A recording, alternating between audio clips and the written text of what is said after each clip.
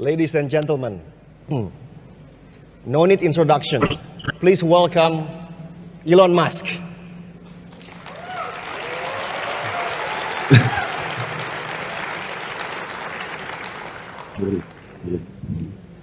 Sorry, Hi, we're Elon. actually just weirdly. Not Hi, sure.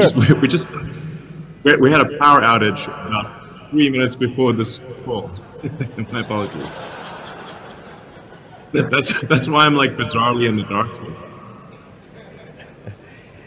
Elon, you are lucky because you have unprofessional moderator. It's the first time I'm doing it.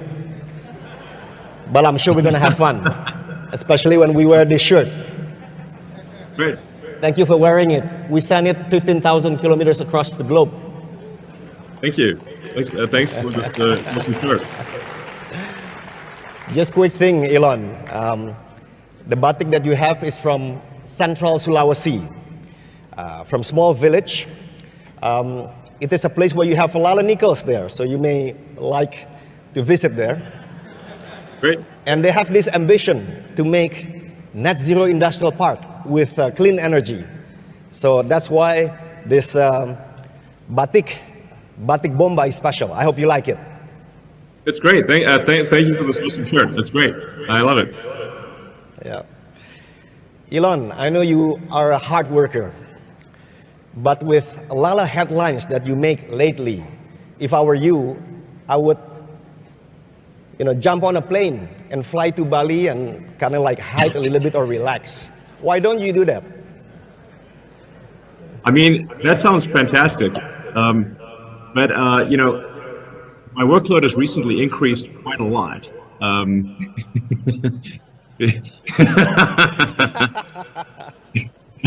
mean, oh man, I have too much work on my plate. That is for sure. No doubt about it. Yeah. Elephant in the room question, Elon. Of course, Twitter. First, how does it feel to be media mogul?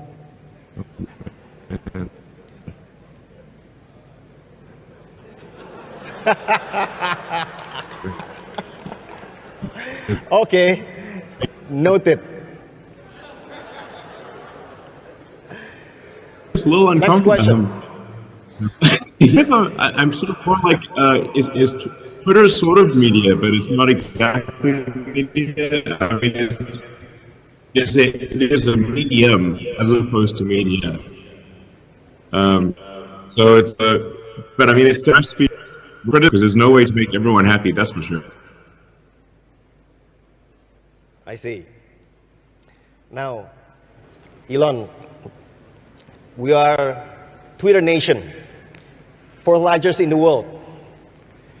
A lot of millennials and Gen Z. Even President Jokowi has about 19 million followers. What is the future of Twitter for these developing countries, but already in G20, including the likes Brazil and India? Can you share a little bit? I think Indonesia has an incredibly exciting, bright future because there's just so much youth and energy, and the population.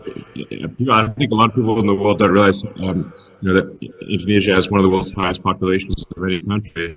So I think the combination of the youth, energy, large population, a lot of resources. I think the future is extremely exciting for Indonesia. So. Yeah, I'm I guess bullish on Indonesia, if you will. I think it's a very, very exciting, bright future. So there was a thought, I think we interacted a little bit in Boca Chica about Twitter TV. Because over here, information is being disseminated using free-to-air TV antenna to 17,500 islands. Imagine user-generated content, short videos, trending topics. Is it a good idea or bad idea? No, I think that's a great idea. Twitter for sure, I think, needs to do a lot more on video. It's kind of a no-brainer to enable a longer video on Twitter and also enable content creators to make a living with content that they submit to Twitter. So Twitter really needs to give a revenue share to content creators in order for them to make a living creating content and having that content be on Twitter. Oh, great to hear that. Now, let's talk about Tesla. Now, the world is decoupling, Elon, as you know it, right? And of course, with the conflict, Russia-Ukraine, it will make it even worse. This decoupling also make the electric vehicle supply chain separated between the East and West. It looks like it. So they are making separate supply chain. Now, you are a global company, Tesla is, global customers, but gigafactories in China, Germany, and Austin that I thank you for hosting us in. How do you navigate through all of this? I have to say it's with great difficulty. I mean, I'm really working at the absolute most amount that I can work from morning till night, 7 days a week. So this is not something I'd recommend, frankly. Yeah. I don't know what else to say, but it is. I'm just looking at this video and it's so bizarre. Well, you look like you're in a dark place. I'm sitting here in the dark, surrounded by candles. I know. It's so bizarre. So that's the beauty of being in equator, Elon. Yeah. When it's dark there, it's bright here. Totally. Hey, Elon, you know, Indonesia has this ambition to be electro state as opposed to petro state. In the past, petro state, but today electro state, right? Sure. So we want to be the Saudi Arabia of decarbonization. Great. We have peatland, mangroves, tropical forests, carbon dioxide capture. We also have critical battery materials. We also have potential for renewable energy. How should Indonesia contribute to this stabilizing the EV ecosystem? In your view? Well, I think Indonesia is making a significant contribution already with the production of critical ingredients for batteries. So nickel, as you mentioned, is a key ingredient in lithium-ion batteries, especially for long-range vehicles. A lot of times people hear the word like lithium-ion battery, but lithium is actually only a few percent of the battery weight, whereas nickel is actually a majority of the battery weight in long-range vehicles, and which will also be essential for aircraft, which require a high energy density battery pack. So I think, and then Indonesia is also doing a lot of renewable energy generation. So the combination of sustainable mining, renewable energy generation, and just overall, sort of advancements in internet connectivity and education, I think Indonesia is going to make a great contribution to the world. Oh, great, thank you. Now, a lot of developing countries are already in G20, like Indonesia, today hosting, and you have India, South Africa. Any thoughts about making a little bit more affordable but still good quality Tesla? Maybe we call it Model I, Indonesia, India? I can't speak too much about the future Tesla product development, except to say that we do think that making a much more affordable vehicle would make a lot of sense, and we should do such a thing. Oh, great to hear that. So let's go to SpaceX, Elon. So when we went to Boca Chica to see your facility, impressive facility, by the way, right?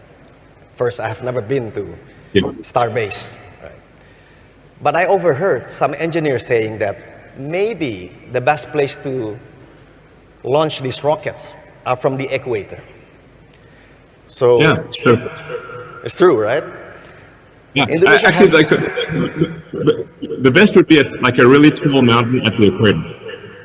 Okay, mountains on the equator, got it. So Indonesia has 5,000 kilometers of equator. And in fact, our new capital is going to be on the equator. Cool. Should we be talking more about launching pads of SpaceX being in Indonesia?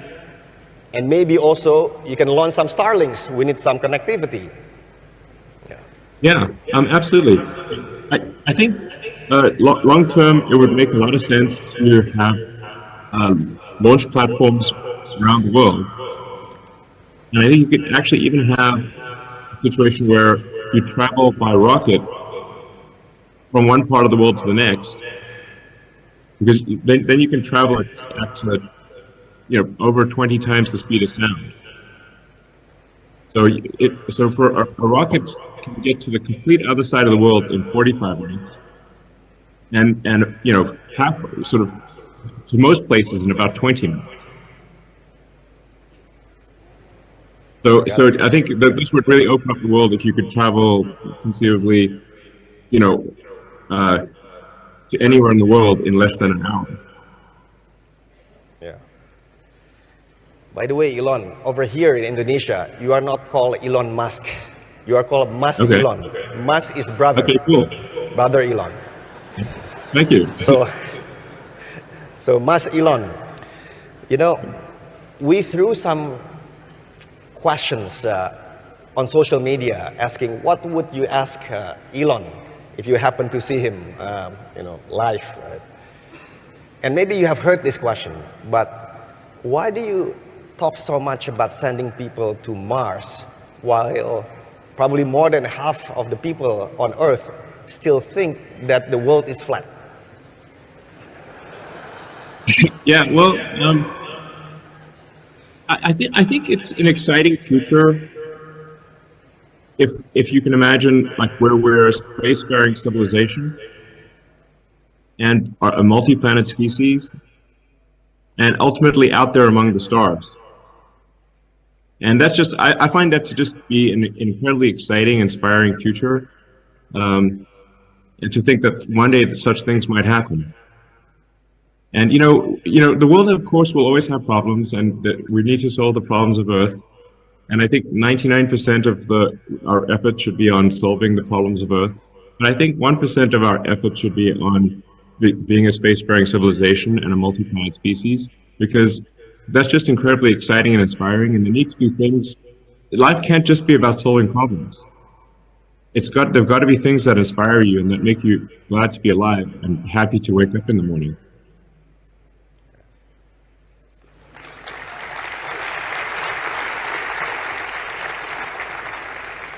From SpaceX, going back to Earth, Boring Company, we had a chance to go to your facility in Las Vegas.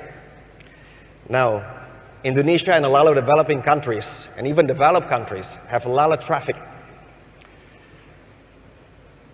Are you thinking to do projects of Boring Company in developing country cities, especially maybe using electric buses? So you can solve two things at the same time, traffic and CO2 emission. Yeah. Any thoughts? Yeah, absolutely. I think like my joke about tunnels is that tunnels are underappreciated. I mean, it's not the best joke in the world, but I think the only answer that I can see for congestion in cities is tunnels. I think flying cars are. I think because of the fact that they generate a lot of noise and a lot of wind, and there's always some possibility that it will fall on your head. And it certainly would not be good for privacy if flying cars were flying over your house all the time. I think, on the other hand, that tunnels do not suffer from any of those issues. And so like you can think of flying cars as like 3D above ground, and tunnels like 3D below ground. And we have some of our first tunnels with electric vehicles operating in them in Las Vegas. So I'd encourage anyone who visits Las Vegas to try them out. It sounds so simple, but electric vehicles in tunnels are absolutely an answer to the worst possible congestion of any city, because you can go as many layers of tunnels deep as you would like until the traffic congestion is addressed. Great. Thank you. We're getting to the end of the interview, so I'm going to try to take advantage of it. Sure. The right questions to ask for the millennials and Gen Zs. We have 70% of the Indonesian population. They are in that category. What are the great questions to ask today, looking at the next 20 years? Because in 20 years, Elon, Indonesia wants to be in golden era in 2045, 100 years of the independence. What are great questions to ask? You asked me what are the great questions to ask? Yeah. What should be they ask? What they should be asking? You think about that. Well, we are not millennials and Gen Z, so that's okay, I guess. Well, I think one of the questions to ask is, what future do you want? Like, what is the good future?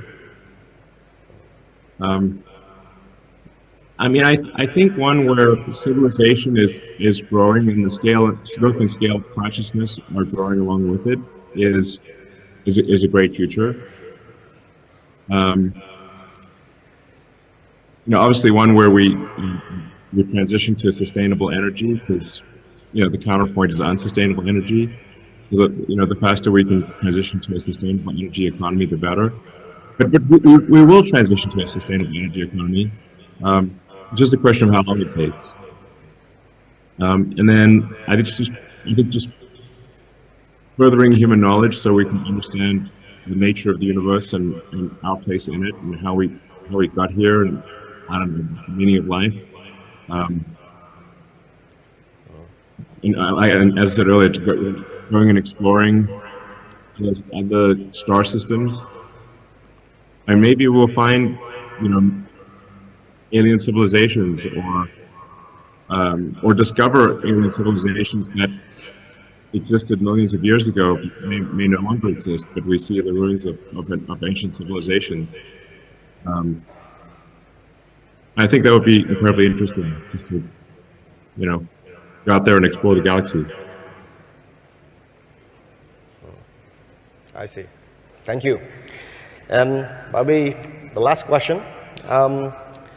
You are a true global citizen, born and raised in South Africa, made it well in America, becoming global entrepreneurial hero. We are here in Southeast Asia. So what should the next, and maybe better, Elon Musk of the East be focusing on in the next 10 years? Because a lot of people in this room, they want to be Elon Musk of the East. Why not, right? Well, I mean, I'd be careful what you wish for. I'm not sure how many people would actually like to be me. They would like to be what they imagine being me, which is not the same as actually being me. I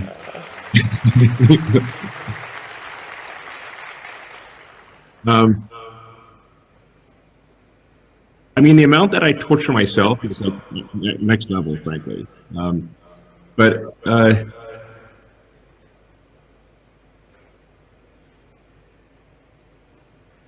mean, I think like if anyone who does something like useful, like builds products or provides services that are of use to our fellow human beings, is doing a good thing. So that's I'll just say, like, maximize your usefulness and value to the rest of humanity.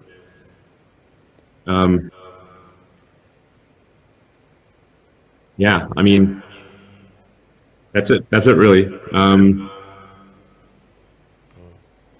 Yeah. Well, Elon, thank you very much. All right, thank you. And one more thing, Elon. When we started this session, we started with Elvis song. A little less conversation and a little bit more action, please. And you certainly have done that. Even in the middle of the night, you just put on candles to save energy. So thank you for appearing in front of us. This is the funniest thing I've ever seen. I'll see you soon.